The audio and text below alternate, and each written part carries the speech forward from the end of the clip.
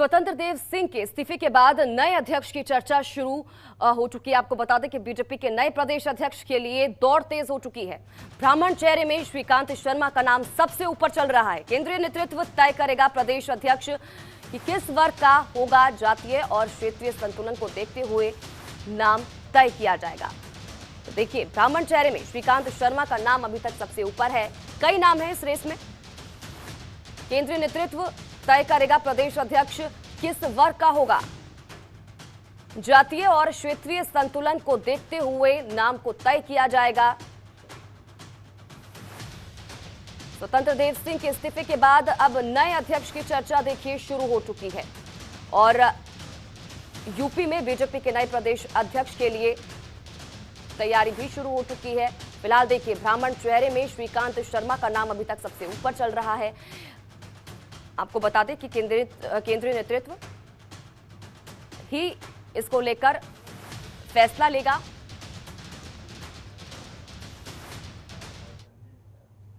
तो ज्यादा जानकारी के साथ अवनीश हमारे संवाददाता इसी खबर पर हमारे साथ लाइव जुड़ चुके हैं। सीधा रुख अवनीश का करेंगे और जानकारी लेंगे। अवनीश, स्वतंत्र देव सिंह के इस्तीफे के बाद देखिए अब अध्यक्ष की चर्चा भी शुरू हो चुकी है। बीजेपी की तरफ से जो दौड़ है प्रदेश अध्यक्ष की वो तेज कर दी गई है और अभी तक जो सबसे पहला नाम सबसे ऊपर चल रहा है ब्राह्मण चेहरे की अगर बात की जाए तो श्रीकांत शर्मा का। जानकारी इसको लेकर। जी बिल्कुल, देखिए 16 जुलाई को प्रदेश अध्यक्ष स्वतंत्र देव सिंह का कार्यकाल खत्म हो चुका है। भारतीय जनता पार्टी में एक कल्चर है कि एक व्यक्ति दो पद नहीं होगा, तो साफ है कि वह उत्तर प्रदेश सरकार में कैबिनेट मंत्री हैं। ऐसे में प्रदेश अध्यक्ष का भी प्रभार उनके पास था। 16 जुलाई को उनका प्रभार खत्म हो चुका है कार्यकाल, तो स्वाभाविक सी बात है कि एक पद उन्हें छोड़ना होगा। तो साफ है कि उन्होंने प्रदेश अध्यक्ष का पद जो है वो छोड़ दिया है। उसके लिए इस्तीफा लिखकर केंद्रीय नेतृत्व को भेज दिया है और जब तक यहाँ कोई नई तैनाती नहीं होती तब तक वह प्रभार संभाले रहेंगे। तो अटकलें लगाई जा रही हैं कि आज किसी भी नए प्रदेश अध्यक्ष का नाम तय हो सकता है, क्योंकि 29 तारीख से 31 तारीख तक भारतीय जनता पार्टी का प्रशिक्षण अभियान शुरू होना है। चित्रकूट में तमाम जो केंद्रीय मंत्री हैं वो मौजूद होंगे, उत्तर प्रदेश सरकार के जो मंत्री हैं वो मौजूद होंगे और उनकी मौजूदगी में मिशन 2024 को लेकर तमाम जो रणनीतियां हैं वो बनाई जाएंगी। तो ऐसे में अहम होता है कि उत्तर प्रदेश में 80 लोकसभा सीटें हैं, तो यहाँ पे प्रदेश अध्यक्ष की नियुक्ति प्रदेश अध्यक्ष जो होगा वह कौन होगा, क्योंकि वही रणनीति बनाएगा, वही अभियान लेकर चलेगा, वही कार्यक्रम लेकर चलेगा। तो साफ है कि उसी को लेकर तमाम जो रणनीति है वो बनकर तैयार है। अब देखना होगा कि केंद्रीय नेतृत्व किस आंकड़े को लेकर चलता है। अगर 2014 की बात करें, 19 की बात करें, तो उस लोकसभा चुनाव से पहले ब्राह्मण चेहरा ही यहाँ पे प्रदेश अध्यक्ष रहा है। विधानसभा चुनाव में पिछड़े पर भरोसा दिखाया गया है। अब 2024 में किस तरीके का क्षेत्रीय और जातिगत संतुलन केंद्रीय नेतृत्व तय करता है वो तो जल्दी पता चल जाएगा। लेकिन साफ है कि अगर ब्राह्मण चेहरे की बात करें, अगर ब्राह्मण चेहरे से किसी को प्रदेश अध्यक्ष बनाया जाता है तो श्रीकांत शर्मा और डॉक्टर दिनेश शर्मा का नाम सबसे ऊपर आ रहा है। उसके बाद सुब्रत पाठक भी रेस में है, महेश शर्मा भी रेस में है, कई और नेता हैं जो इस रेस में हैं। अगर पिछड़े वर्ग की बात करें तो बीएल वर्मा का नाम सबसे आगे चल रहा है। वहीं उत्तर प्रदेश सरकार के मंत्री भूपेंद्र चौधरी का नाम चल रहा है। दलित वर्ग से भी कई ऐसे चेहरे हैं जो निकल कर आगे आ रहे हैं। तो तमाम जो नाम है उस पर चर्चा हो रहा है, लेकिन ये चर्चा के बीच कयास लगाया जा रहा है कि आखिर वो कौन सा वर्ग होगा जो प्रदेश अध्यक्ष बनेगा। क्या ब्राह्मण वर्ग से लिया जाएगा, पिछड़े वर्ग से लिया जाएगा या दलित वर्ग से लिया जाएगा।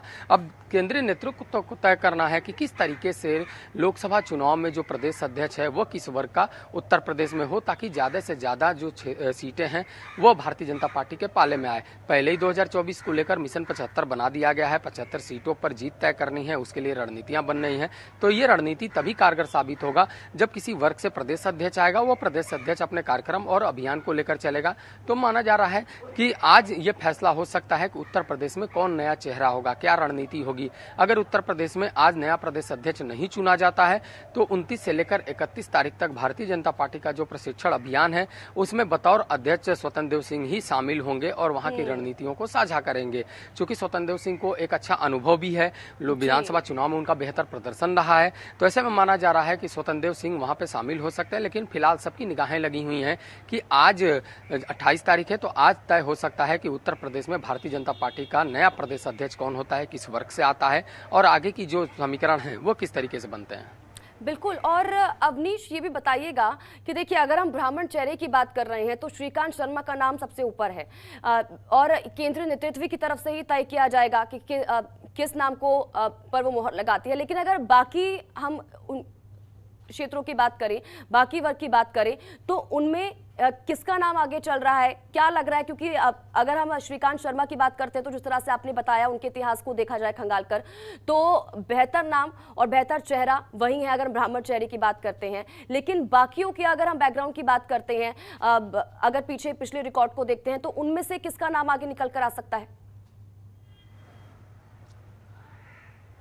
जी बिल्कुल, देखिए साफ है। सबसे बड़ी चीज, एक चीज समझनी होगी कि भारतीय जनता पार्टी में कोई भी रणनीति बनती है, कभी भी चुनाव होता है, उम्मीदवार चुना जाता है या किसी को पदाधिकारी बनाया जाता है, तो उसमें जाति और क्षेत्रीय संतुलन को ध्यान में रखा जाता है। ये सबसे पहला फार्मूला होता है भारतीय जनता पार्टी का। अगर बात किया जाए विधानसभा चुनाव की, तो विधानसभा चुनाव में चूंकि स्वतंत्र देव सिंह प्रदेश अध्यक्ष रहे हैं, उनका बेहतर प्रदर्शन रहा है, लेकिन पूर्वांचल के कई हिस्से ऐसे हैं जहाँ पे भारतीय जनता पार्टी को जीत हासिल नहीं हुई थी, वहां पे बड़ा नुकसान उठाना पड़ा था। ऐसे में लोकसभा चुनाव में कहीं ना कहीं रणनीति जो है वो ठोस रखनी पड़ेगी। अगर ठोस रणनीति होगी, 75 का मिशन है, वो तभी कारगर साबित होगा जब पूर्वांचल को भी साधा जा सकता है।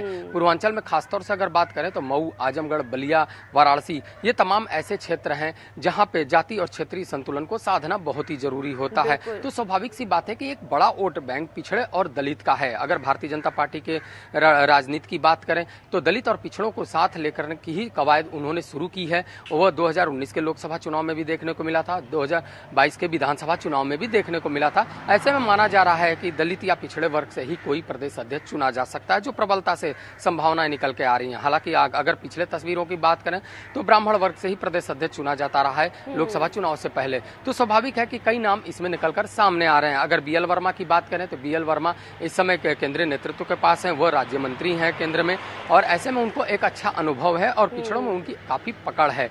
तो उनकी पकड़ को देखते हुए और उनके जातिगत और क्षेत्रीय संतुलन को देखते हुए वह सबसे प्रबल दावेदार माने जा रहे हैं अगर पिछड़े वर्ग से किसी को प्रदेश अध्यक्ष बनाया जाता है तो। वहीं अगर भूपेंद्र चौधरी की बात करें तो भूपेंद्र चौधरी उत्तर प्रदेश सरकार में कैबिनेट मंत्री हैं, उनके पास पश्चिम का अच्छा खासा अनुभव है, उन्होंने लंबे समय से राजनीति की है, लेकिन सिर्फ पश्चिम को ही साधना जरूरी नहीं है। ऐसे में माना जा रहा है कि वो भी प्रबलता से दावेदारी कर रहे हैं, लेकिन कई ऐसे चेहरे हैं भारतीय जनता पार्टी के पास जिनको भारतीय जनता पार्टी आगे ला सकती है। क्योंकि इससे पहले भी देखने को मिला था, जब मंत्रिमंडल बनाया जा रहा था तो तमाम कयास लगाए गए थे नामों के, चेहरों के, और उसमें जो समीकरण है वर्गों का वो साधा गया था। लेकिन कई ऐसे नए चेहरे भारतीय जनता पार्टी लाकर आगे खड़ी की और कहीं ना कहीं ये संदेश दिया कि पार्टी सबसे बड़ी है, चेहरा नहीं है। तो ऐसे में इंतजार करना होगा कुछ क्षण का, जब प्रदेश अध्यक्ष का नाम सामने आएगा, कहीं वो चौंकाने वाला नाम न हो या जो कयास लगाए जा रहे हैं उसमें से किस वर्ग को चुना जाता है, ये तो केंद्रीय नेतृत्व ही तय करेगा। लेकिन साफ बात है कि इस्तीफा देने के बाद, स्वतंत्र देव सिंह के बाद, कहीं ना कहीं प्रदेश अध्यक्ष की जो चुनना है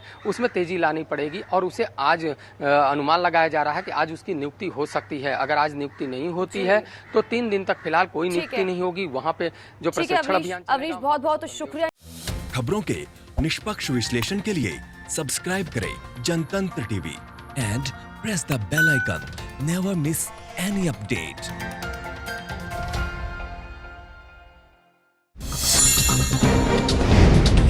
डाउनलोड कीजिए जनतंत्र टीवी ऐप को, जो कि अवेलेबल है गूगल प्ले और ऐप स्टोर पर। अधिक जानकारी के लिए अभी डाउनलोड करें।